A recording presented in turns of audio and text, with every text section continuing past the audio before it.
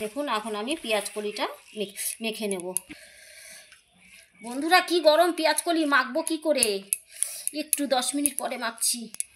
নমস্কার বন্ধুরা, আজকে আমি পেঁয়াজ কলি আলু দিয়ে একটা সুন্দর রেসিপি তৈরি করব। সেই রেসিপিটা আপনাদের সামনে শেয়ার করব, আর আপনারা দেখতে থাকুন আমি কিভাবে তৈরি করছি পেঁয়াজ কলির রেসিপি।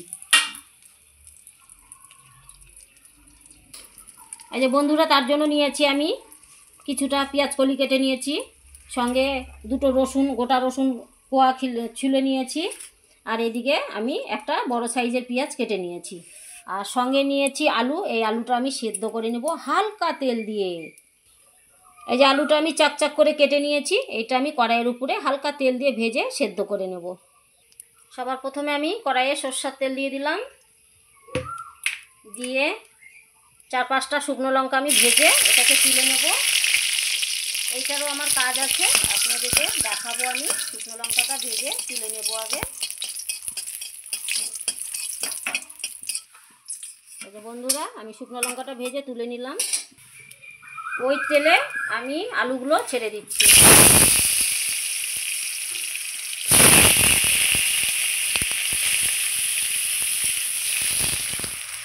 এই যে বন্ধুরা, আমি হালকা পরিমাণ লবণ দিয়ে দিলাম,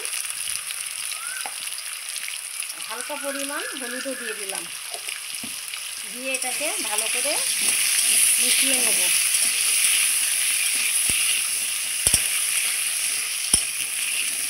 আস্তে হিট দিয়ে আমি আলুগুলোকে সেদ্ধ করে নেব।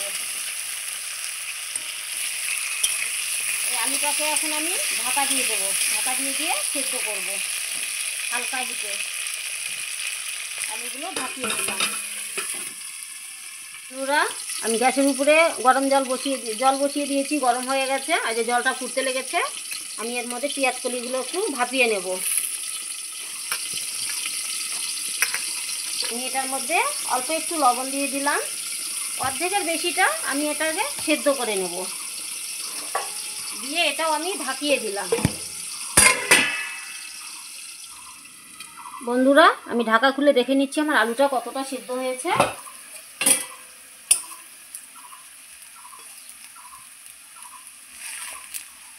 আর একটু হবে, এই দেখুন কত সুন্দর তবু সিদ্ধ হয়েছে। এই দেখুন, কিন্তু আরেকটু হবে, এটাকে হয়ে গেছে, ভাজাও হয়ে গেছে। আমি আলুগুলোকে এখন নামিয়ে নেব। এই দেখুন,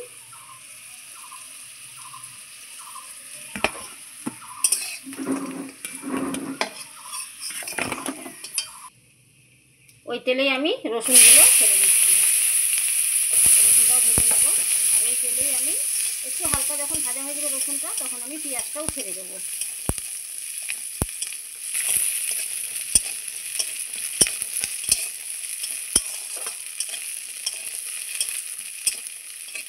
বন্ধুরা, আমার রসুনটা দেখুন ভাজা হচ্ছে, লাল লাল।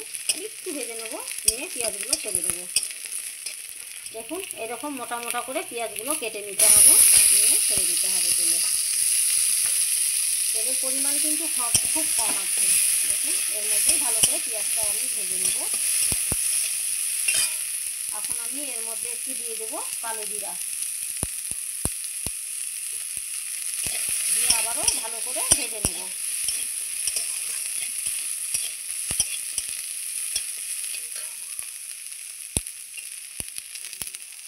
আমি ঢাকনা দিয়ে পেঁয়াজ আর রসুনটা সেদ্ধ করে নেব হালকা হিটে। এই যে বন্ধুরা, আমার পেঁয়াজ কলি মনে হয় সেদ্ধ হয়ে গেছে। হ্যাঁ, সেদ্ধ হয়ে গেছে খুব ভালোভাবে। আমি এখন পেঁয়াজ কলিটা নামিয়ে নিচ্ছি। বন্ধুরা, আমি পেঁয়াজ কলি খুব সুন্দর করে ছেঁকে নিয়েছি, দেখুন জল নেই, আর খুব সুন্দরভাবে সিদ্ধ হয়েছে পেঁয়াজ কলিটা। এই দেখুন গলে যাচ্ছে। আমার রসুন আর পেঁয়াজ দুটোই একসঙ্গে ভাজা হয়ে গেছে। দেখুন আমি এর বেশি আর খুব একটা ভাজবো না, ভাজলে কালো হয়ে যাবে। এই যে এখন আমি রসুন আর পেঁয়াজটা তুলে নেব।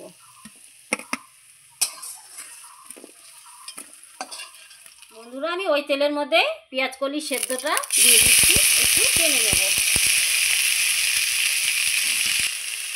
কারণ পেঁয়াজ কলি যে সেদ্ধ করার পর একটা কাঁচা। বন্ধুরা, আমি পেঁয়াজ কলিটা যে তেলে দিলাম, কারণ হচ্ছে পেঁয়াজ কলিটা একটু সেদ্ধ করে নিয়েছি, তো ভিতরে একটু জল জল ভাব থাকে, সেই জলটাকে হচ্ছে টেনে নেবে।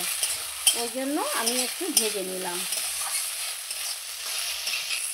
সিদ্ধ পেঁয়াজ কলিটা যদি মেখে নেন তাহলে একটু পাঞ্চা পাঞ্চাও করবে, হাতটাও তো লাগবে না। পেঁয়াজ কলিটা একটু ভেজে নিলে কি হবে, পেঁয়াজ কলিটার টেস্টটা খুব ভালো হবে।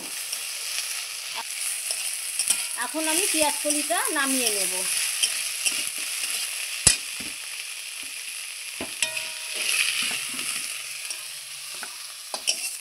বন্ধুরা, পেঁয়াজ কলিটা বেশি ভাজবেন না, নাহলে মাখতে খুব অসুবিধা হবে।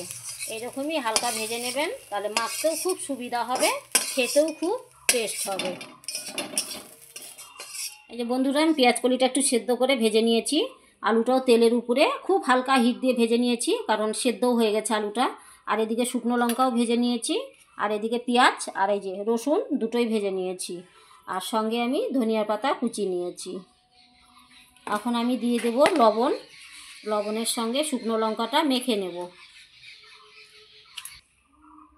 এই যে বন্ধুরা, আমি লবণ দিয়ে শুকনো লঙ্কাটা এখন মেখে নিচ্ছি।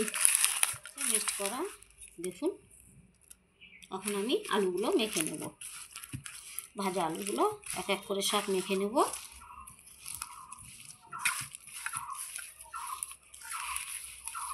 এখন আমি পেঁয়াজগুলোও মেখে নেব এই আলুর সঙ্গে।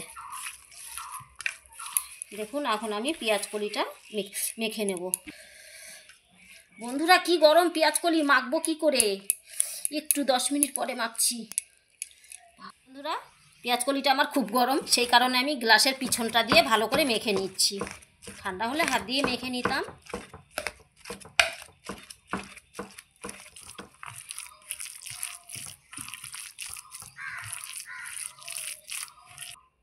বন্ধুরা, আমার এদিকে মাখা হয়ে গেছে। আমি ধনিয়া পাতা কুচোনো দিয়ে দিচ্ছি, দিয়ে করে আবার ভালোভাবে আমি মেখে নিচ্ছি। আর বন্ধুরা, সকালে গরম ভাতে যদি এরকম বাটনা কি মাখামাখি হয়, তাহলে তো ভাত খেতে এত ভালো লাগে কি বলবো। যেরকম বেগুন সেদ্ধ, আলু সেদ্ধ, টমেটো সেদ্ধ। এবার দিয়ে দিচ্ছি আমি সরষের তেল।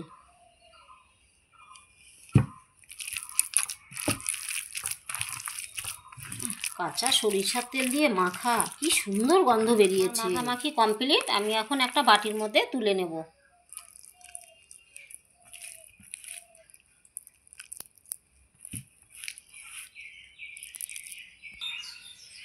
বন্ধুরা, আমার পেঁয়াজ কলি আলুর রেসিপি হয়ে গেছে।